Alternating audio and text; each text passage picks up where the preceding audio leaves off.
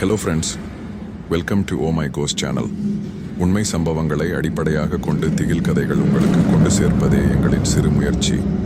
எங்கள் கதைகள் பிடித்திருந்தால் மறக்காமல் லைக், ஷேர் அண்ட் சப்ஸ்கிரைப் செய்யுங்கள். வாருங்கள், கதைக்குள் செல்வோம்.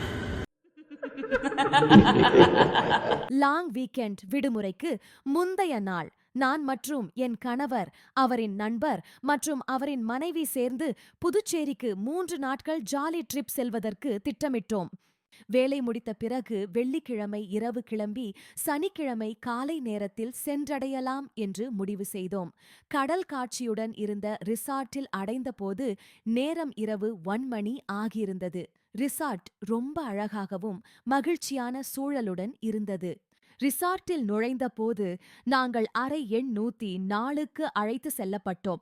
பரிசுத்தமான விளக்குகள் கொண்ட நீண்ட திடல், முழுக்க அமைதியான சூழல் இருந்தது. ஆனால் அறையில் நுழைந்ததும் நான் ஒரு விசித்திரமானதை கவனித்தேன். அறை எதிர்பார்த்ததை விட குளிராக இருந்தது.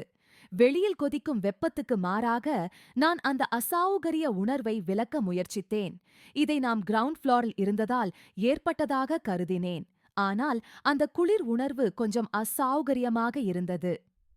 பயணத்தில் டயர்ட் ஆனதால் விரைவாக ஆழ்ந்த உறக்கத்தில் மூழ்கிவிட்டோம்.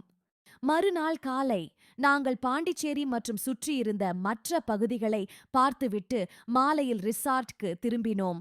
உணவு முடித்துவிட்டு ஆழ்ந்த உறக்கத்துக்கு சென்று விட்டோம். அதிகாலை 3 மணி அளவில் அறை முழுவதும் திடீர் என்று குளிர் ஆகிவிட்டது. ஏசி ஆஃப் செய்யலாம் என்று கண்கள் திறந்தேன். என்னால் நம்ப முடியாத ஒரு உருவத்தை கண்டேன். கருப்பு உடை அணிந்த ஒரு சிறுமி கையில் பொம்மையுடன் நின்று கொண்டிருந்தாள், என்னை பார்த்தவாறு. என்னால் எதுவும் பேச முடியவில்லை. என் வாய் மற்றும் தொண்டை அசைக்க முடியவில்லை. அந்த சிறுமியின் கால்கள் தரையில் படாமல் அவள் மெல்ல மெல்ல என்னை நோக்கி வந்து கொண்டிருந்தாள். அவளின் கண்கள் மனிதர்களின் கண்கள் போல் இல்லாமல் மிகவும் கருமை நிறத்துடனும் காணப்பட்டன. நான் என் கணவரை எழுப்பலாம் என்று நினைத்தான்.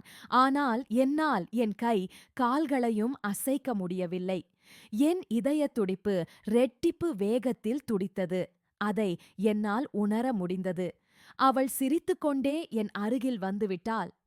அந்த சிரிப்பு எனக்கு மிகவும் பயத்தையும், என்னை ஏதோ ஒரு ஆபத்து நடக்கப் போகிறது என்று புரிந்துவிட்டது.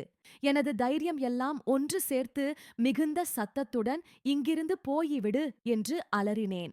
அந்த சிறுமி ஒரு பனிமூட்டம் போல காற்றில் மறைந்துவிட்டாள். நான் கண்ட அந்த சிறுமியின் உருவம் என்னை இரவெல்லாம் உறங்கவிடவில்லை.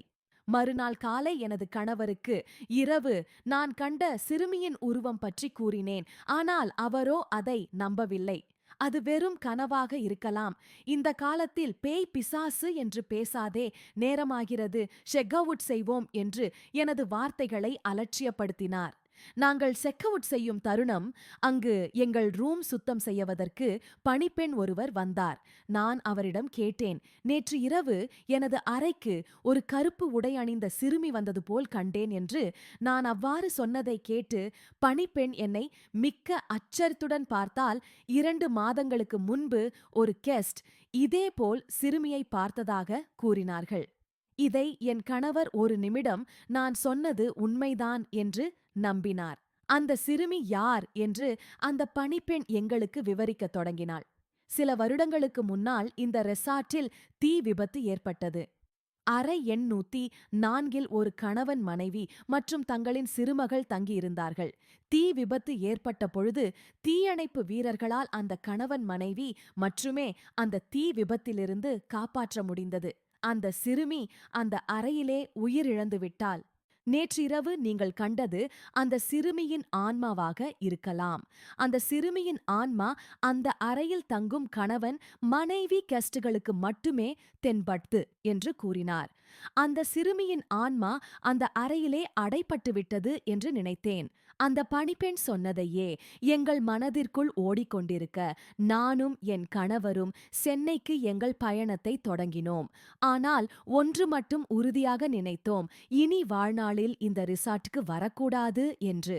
ஹலோ ஃப்ரெண்ட்ஸ், இந்த கதை உங்களுக்கு பிடித்திருந்தால் லைக் செய்யுங்கள். நீங்கள் கொடுக்கும் ஒவ்வொரு லைக் எங்களை மேலும் உண்மை சம்பவங்களையும் நல்ல திகில் கதைகளை உங்களிடம் சேர்க்க உற்சாகப்படுத்தும்.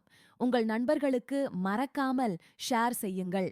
மீண்டும் உங்களை அடுத்த திகில் கதையுடன் சந்திக்கிறேன். Please do not forget to subscribe and press the bell icon.